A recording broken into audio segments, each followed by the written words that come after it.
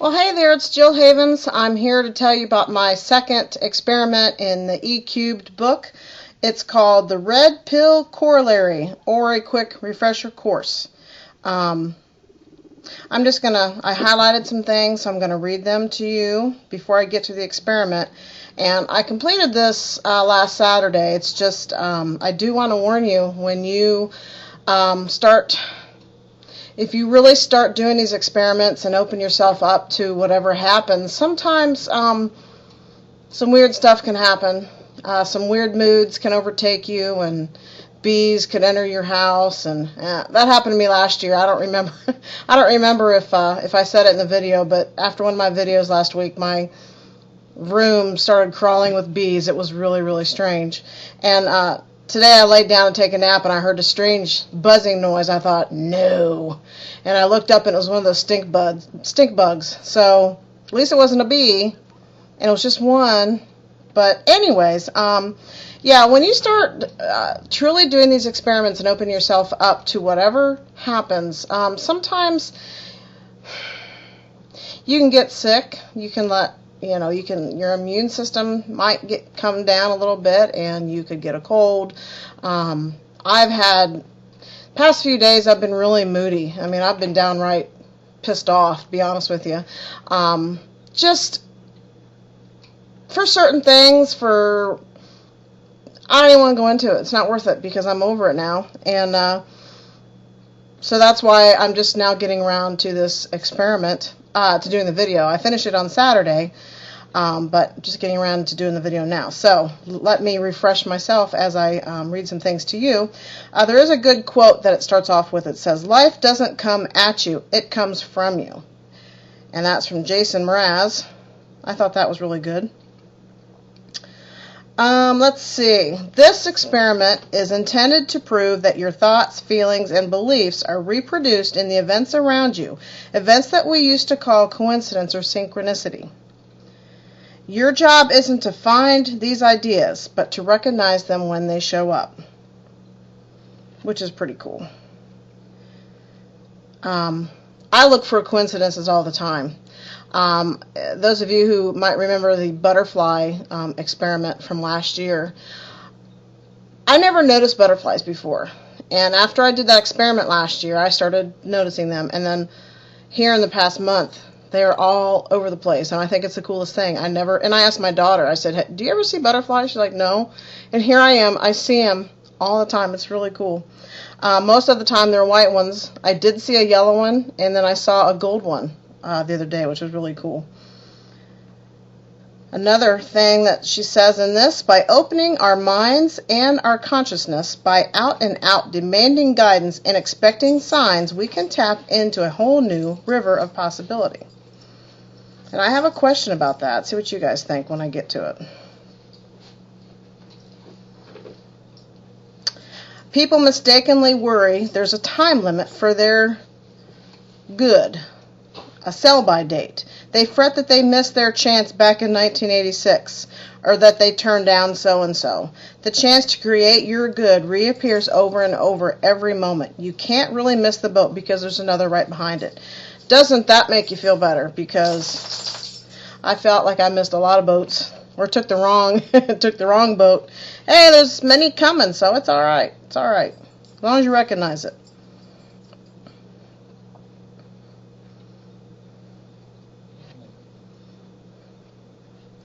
Okay, here's the experiment. For the next 72 hours, you are going to actively look for the following 8 possibilities. Just keep your eyes open and make the intention to draw them into your conscious awareness. When I started this, there was a little part of me that was afraid that, what if I don't see all 8? I'll be a failure. And it's all about, you have to believe it. And each time I saw one, I did see all 8. And each time it happened, I wasn't even surprised. I'm like, oh, cool. It's a neat thing. There's 8 things: a belly laugh, a toy from your childhood, your favorite song from high school, the number 222, a beach ball, a senior citizen in a fashionable hat, a smile from a baby, and a billboard with a message for you. So,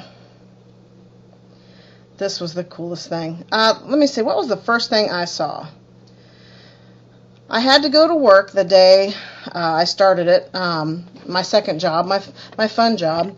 And there, the first thing I heard, which I pretty much knew I would, it's one of my favorite songs from high school, Let's Go Crazy by Prince from Purple Rain. And you know what's funny is I usually hear more than that when I'm at work, and that's the only song that I heard all night long that's from that era. So that, kind of two signs in one. The second thing that I saw that night is a smile from a baby. And it was a pretty slow night. Only one baby came in. And they were like, probably within the first hour that I was there. And this baby was tired and cranky, and I don't usually pay a lot of attention to babies. I'm not much of a kid person. Babies are cute though, so But I paid more attention to this one, so I wanted to get that smile. And that baby was not smiling at me for nothing. I talked to her, and not overly, but I tried, and I thought, oh well, it's not going to happen with this one. I got, 2.5 more days. As they were leaving, she was looking over her mother's shoulder at me, and I waved goodbye to her, and I got the biggest smile, and it just cracked me up. So I'm like, cool, there's my second one. Let's see, the next day, what did I see the next day? I did see the number 222, and oh my gosh, on my way to work the day before, I was looking all over the place, on billboards, and of course I was looking for the billboard that I'm supposed to see. I was looking for billboards, I was looking at license plates, almost to the point where I was distracted while I was driving. It's like, I had to stop looking at everything. And when I saw the number 222, I'm a medical transcriptionist, so a lot of patients, not a lot of them, they all have their own medical record numbers. And one of the patients that I typed that day, right in the middle of their medical record number was the 222. And what's funny, I don't look at every one of those numbers, but I thought about it. I thought, hey, I need to be looking for that 222. And I looked up. There it was. I'm like, sweet, there's another one, because that one I was a little bit worried about. On Facebook, I asked, I can't remember exactly what I said. I think I just said, I need a beach ball. And I didn't say, throw me a beach ball, send me a beach ball, post a picture of a beach ball. I just said, I need a beach ball. I just wanted to see what would happen. And I got some comments. And one of my newest friends on Facebook, Beverly, sent me a picture of a beach ball. And I'm not sure if she knew what I needed it for. I don't think she did. But the very fact that she sent me the picture, there was my beach ball. And then a couple layers down, my sister sent me one too, because she didn't see the previous one. So I actually got to see 2 beach balls. It doesn't matter where you see it. You can see a picture of it. You can see it on TV. You can see it on Facebook. And I saw it. So thank you, Beverly, for sending me that beach ball, because that completed that one. The senior citizen in a fashionable hat. That's kind of a funny one.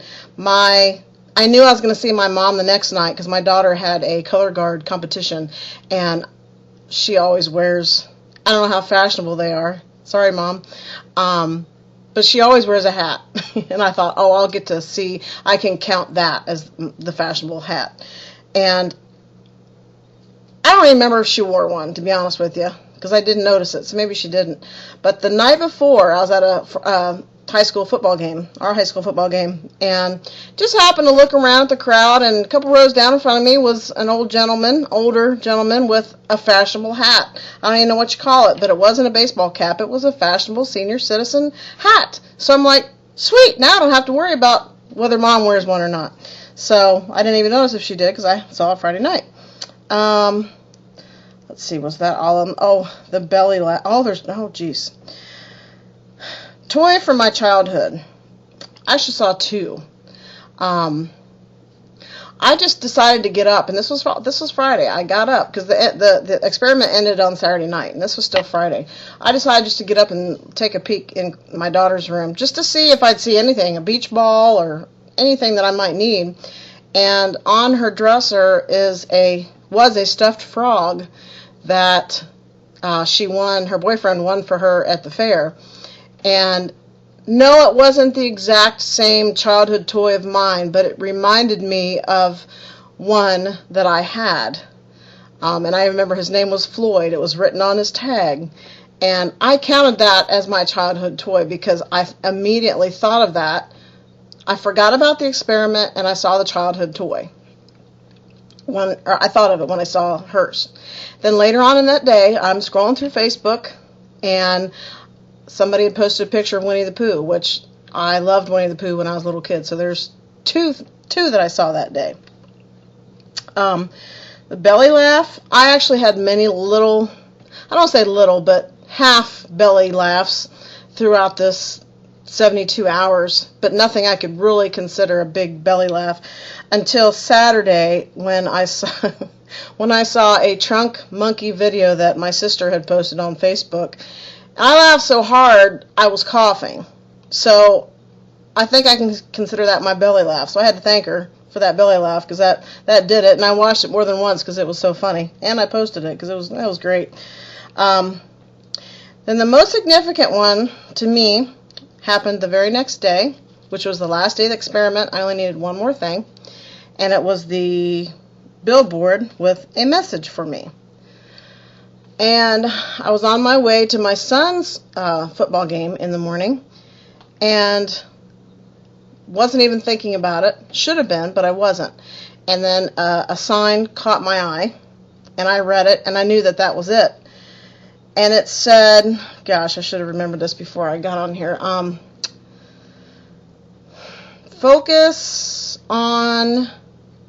Don't focus on your problems. Focus on your, what's the word? Focus on your,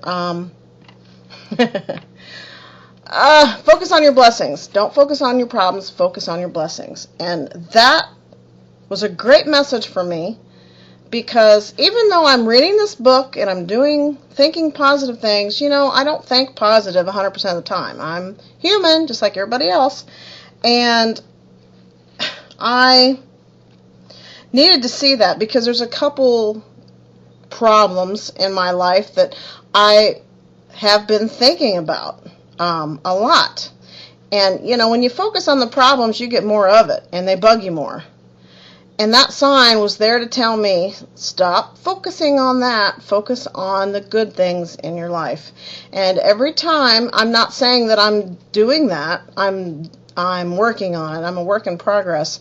When I start to think of these problems, I try to shift my mind. Except the past couple days when I told you I was in a really rotten mood, I didn't try to shift anything. I didn't care. But that was an important message. Focus on your blessings, not your problems. And like I said, I'm a work in progress, but I am working on that. So that is the conclusion of experiment number 2. My question that I'm trying to get answered, I'm trying to find the answer. I did find all those 8 things. I was also looking for something else last weekend. Something bigger, something more important that I didn't find. And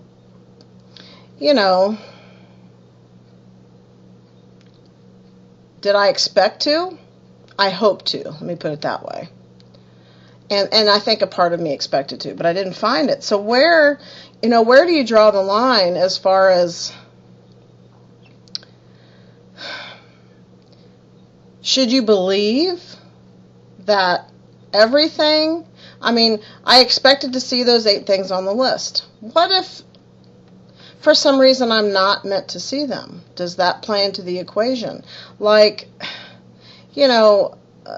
talk about somebody who's in a bad marriage and they're hoping and they're doing everything they can, and that's not me. I'm not married.